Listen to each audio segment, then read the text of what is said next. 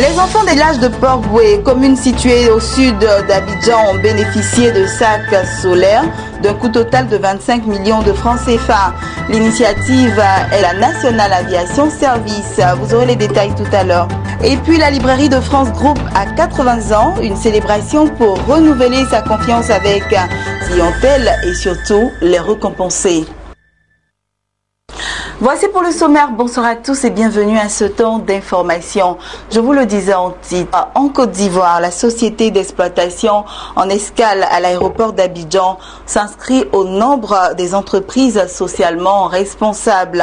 La National Aviation Service a offert 415 sacs solaires pour un montant total de 25 millions de francs CFA aux enfants des villages de Port-Boué, une commune située au sud d'Abidjan. À travers ce don, elle entend contribuer à l'amélioration de l'éducation de ces enfants issus des milieux défavorisés.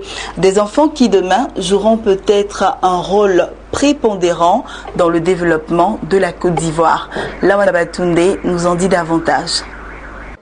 Un sac pour porter ses livres et ses cahiers, mais surtout un sac pour fournir la lumière à ses enfants, leur permettre d'étudier dans l'obscurité de la nuit. C'est le don de la National Aviation Services Ivoire à l'école primaire publique Badadjoufou et à plusieurs autres villages de Port-Boué, commune balnéaire au sud de la capitale économique.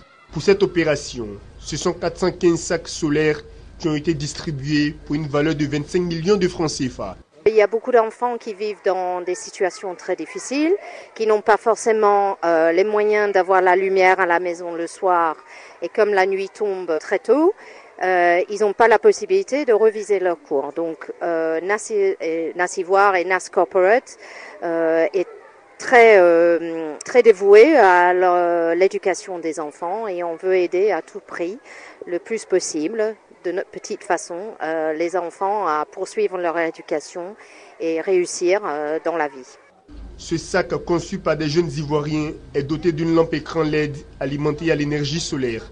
À travers ce don, Ivoire traduit son engagement pour la RSE et invite toutes les entreprises à devenir socialement responsables par le partage des fruits de leurs richesses avec les populations environnantes. Je suis content de recevoir ce sac. Vraiment, je suis vraiment très émue de voir ces sacs, vraiment. Si on pouvait avoir pour tous ces élèves, ça va vraiment beaucoup me faire du bien. En tout cas, merci. Merci beaucoup à cette ONG qui a beaucoup pensé à nous. En plus du bonheur que nous apportons aux enfants, nous leur apportons la possibilité d'étudier pendant beaucoup plus de temps dans la journée. C'est une entreprise socialement responsable et je crois que c'est le devoir de toute entreprise digne de ce nom d'être responsable de la communauté. Parce que sans la communauté, nous ne sommes rien.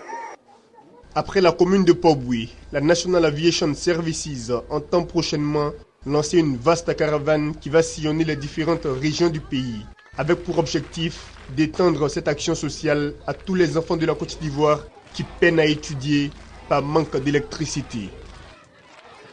1938-2018, la librairie de France Group a 80 ans. Au cours d'une rencontre, le président directeur général René Yedieti est revenu sur les 8 décennies du groupe. Célébrer 80 ans, la librairie de France l'a aussi voulu pour renouveler sa confiance avec les clients et récompenser leur fidélité. La stratégie de développement de l'entreprise pour les années à venir a notamment été définie. Et c'est un reportage de Max Soubi. 80 ans au service de la distribution d'instruments du savoir, ça se fête. En 8 décennies, que de chemins parcourus par ce qui était au départ l'idée d'un jeune Français, André Barnouin, amoureux du livre, qui s'est lancé à la conquête de l'Afrique. Son projet Librairie de France a su traverser le temps pour s'imposer aujourd'hui comme l'un des leaders du secteur. À cette cérémonie de commémoration, le PDG René Yedieti est revenu chez l'entreprise.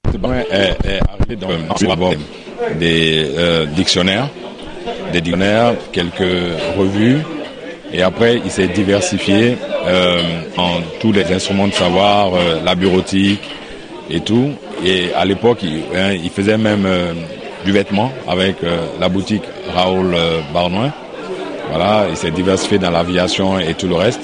Mais ce que nous avons retenu, c'est que c'est quelqu'un qui installé et qui a perpétué en fait la librairie de France comme un acteur de développement en Côte d'Ivoire, comme un instrument en fait pour accompagner la Côte d'Ivoire dans son développement.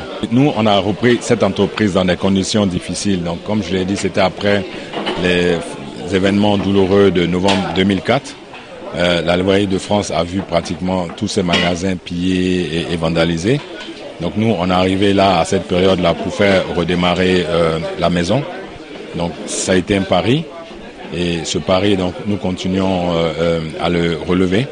Pour son anniversaire, la Librairie de France veut renouveler la confiance avec les clients. Ainsi, plusieurs offres promotionnelles s'étendent sur toute l'année. Il s'agit notamment des réductions de l'ordre de 20% accordées entre le 21 mars et le 24 avril sur tous les produits, à l'exception de la presse et de l'informatique. La Librairie de France ne compte pas s'arrêter en si bon chemin. Face aux défis de la digitalisation, l'entreprise a sa stratégie. Nos perspectives, c'est de nous développer dans les tendances du moment, c'est-à-dire que tout ce qui est donc numérique. Donc, on a une boutique de vente en ligne, par exemple, tout ce qui est logiciel et solutions, avec notre enseigne Barnoin Informatique.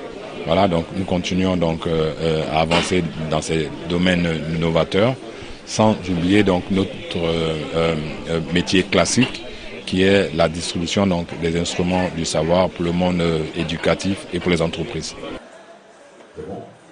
La Librairie de France emploie en Côte d'Ivoire plus de 250 personnes. Elle est constituée d'un réseau de 9 boutiques physiques à Abidjan et à l'intérieur du pays. Voilà, restons toujours dans le domaine de l'éducation. En vue de motiver et inspirer les élèves et étudiants ivoiriens, le groupe de réflexion Initiative Côte d'Ivoire organise des tournées dans les établissements. Mercredi dernier, c'était au tour du lycée moderne de Koumassi de recevoir la délégation. Au cours de cette rencontre, les membres de la caravane ICI School Tour ont mis à profit leurs expériences avec les enfants de cette commune. Corona, c'est Congo. J'interviens bénévolement pour la plaidoirie gratuite pour les prisonniers qui n'ont pas d'argent et tout. Aya Nanou obtient son bac en classe de première à 20 ans. Aujourd'hui, elle a 31 ans et est avocate au barreau d'Abidjan. Membre du groupe Initiative Côte d'Ivoire, elle a partagé son parcours avec les élèves du lycée moderne de Koumassi. Je leur ai dit tout simplement que je venais d'un milieu qui était un peu identique au leur. C'est-à-dire, je suis issue d'un quartier qui n'est pas forcément un quartier UP, un quartier qu'on appelle Yopougon, et ils sont à Koumassi. Et j'ai vécu les mêmes choses qu'ils vivent actuellement, c'est-à-dire cette vie scolaire au lycée, avec mes amis, avec toutes les joies qu'elle comporte et toutes les contraintes qu'elle demande.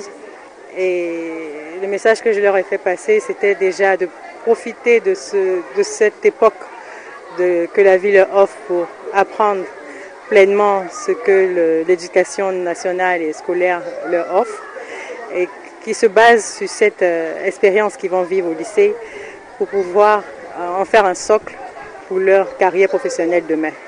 Initiative Côte d'Ivoire, à travers le ICI School Tour, s'engage dans l'action afin d'inspirer et motiver la jeunesse ivoirienne. L'idée consiste en des tournées dans différents établissements supérieurs. La caravane permet aux élèves et étudiants de rencontrer des professionnels ivoiriens ayant réussi dans leur carrière. Et cette expérience, le lycée moderne de Koumassi veut en profiter. Aujourd'hui, on dit que la jeunesse n'a plus de repères. La jeunesse n'a plus de modèle, mais la jeunesse continue de rêver, continue de travailler. Donc il était important que des jeunes cadres qui sont allés à l'école comme eux, qui ne sont pas là à l'étranger, ils ont tous fait leur cursus scolaire ici, qui viennent et qui parlent de leur parcours. Alors pour les élèves c'est important parce que ça fait des repères. Une initiative appréciée des élèves. Pour nous les élèves, ça nous apprend à nous orienter demain, à prendre notre bac. Aujourd'hui, ce qu'on a retenu, c'est l'expérience. Pour avoir plus d'expérience, il faut avoir du temps. Il ne faut pas se précipiter sur la recherche d'emploi parce qu'on sait aujourd'hui qu'il n'y a pas beaucoup de place dans les concours qui sont sortis. Si tu es, par exemple, fonctionnaire de l'État, c'est pas tout le monde qui peut arriver là-bas. Mais ce que tu peux faire, c'est de te calmer, acquérir plus d'expérience, créer ta société on vit aussi de créer un emploi, d'essayer de créer des emplois aussi pour les autres qui cherchent des emplois. Depuis 2015, la caravane a sillonné 7 établissements dans le district d'Abidjan. Pour cette année, elle apporte une innovation majeure. Nous avons pour ambition d'aller à l'intérieur également du pays parce que nous pensons qu'on ne peut pas se limiter seulement à la ville d'Abidjan. Donc merci de ramener ce point-là parce qu'effectivement c'est un objectif pour l'instant. Initiative Côte d'Ivoire se veut un groupe de réflexion indépendant apolitique. Créé en 2012 par une dizaine de jeunes cadres ivoiriens, il compte aujourd'hui une vingtaine de membres. Il a pour credo un intellectualisme engagé auprès de la société ivoirienne. Un mot de santé dans ce journal. Dans le cadre de la lutte contre les maladies virales en Côte d'Ivoire, le programme national de lutte contre les hépatites en collaboration avec l'ONG Le VIT Inter était en conférence de presse ce week-end. Il s'est agi de faire le bilan de la lutte contre les hépatites au cours de l'année 2017 et présenter les perspectives pour l'année 2018. Sensibiliser la population sur l'importance de la lutte contre les hépatites virales, tel est l'objectif de la Fondation Lévit Inter. Pour le lancement de ces activités cette année, la Fondation Lévit Inter et ses partenaires ont établi le bilan des activités et actions menées dans la lutte contre l'hépatite virale. L'hépatite virale représente un défi sanitaire majeur nécessitant d'agir d'urgence, a rappelé le responsable de la Fondation Lévit Inter. Les hépatites virales en général et la forme B ou C sont des maladies très contagieuses, extrêmement contagieuses. Certains spécialistes disent même qu'elles sont plus dangereuses que le VIH-Sida. Et toute l'entreprise derrière moi a décidé d'accompagner une action contre l'hépatite B. Un fléau qui est souvent ignoré, qui est souvent laissé dans le silence. On parle du sida, mais on a oublié l'hépatite B, qui touche beaucoup plus de personnes et qui s'attrape tout aussi facilement, voire plus facilement. Donc voilà, c'est toute une entreprise qui vous appelle à venir au combat, à prendre déjà conscience de cette maladie et ensuite de nous aider dans le combat. En termes de bilan des activités de l'année 2017 de l'ONG Lévit Inter, on enregistre pour la commune de Trècheville plus de 2500 personnes dépistées contre les hépatites virales. Cette année, l'ONG entend intensifier la sensibilisation en partenariat avec la structure SCB. Une campagne de vaccination gratuite est en cours. Stop Hépatite B, c'est le nom de la campagne qui a pour objectif d'humaniser plus de 10 000 enfants sur l'étendue du district d'Abidjan avant d'attaquer l'intérieur du pays. Les hépatites virales B, C et D se transmettent exactement comme le VIH-Sida. Ce sont des virus qui vont se transmettre essentiellement par le sang, par certains liquides biologiques de l'organisme, tels que le sperme et les sécrétions vaginales. Vous avez également la salive qui peut porter le virus. Et nous avons un mode de contamination assez important qui est la transmission mère-enfant. C'est-à-dire une femme infectée par le virus de l'hépatite B, C ou D peut transmettre ces virus-là à son enfant à la naissance. Les hépatites virales A et E par contre se transmettent par la bouche. Ce sont des hépatites de transmission orophécale, c'est-à-dire que le virus va être ingéré à partir des aliments souillés, soit par les selles, soit par les excrétats du malade. Donc ce sont des hépatites de la mauvaise hygiène individuelle et corporelle. Ce sont des hépatites de l'insalubrité. Notons que selon les statistiques du programme national de lutte contre les hépatites virales, 13% de la population ivoirienne est infectée par ce virus mortel et hautement contagieux, soit environ 2 millions de personnes. L'hépatite virale a le même mode de transmission que le sida. En plus de se transmettre par la salive maltraitée, l'hépatite B peut entraîner un cancer du foie. Et voilà, c'était un reportage de Ariane Touré et Sorochelina. On termine avec ceci. Des entreprises françaises vont investir plus de 10 milliards de dollars au Kenya et créer des milliers d'emplois, a annoncé le ministre kenyan de l'industrialisation à l'issue d'une visite de 3 jours d'une délégation d'hommes d'affaires organisée par le mouvement des entreprises de France, en abrégé MEDEF. Le ministre n'a pas fourni les détails sur les entreprises françaises concernées et les détails de réalisation de ce projet. Voilà, c'est ici que nous refermons ce journal. Bonne suite de programme sur Business 24 Africa.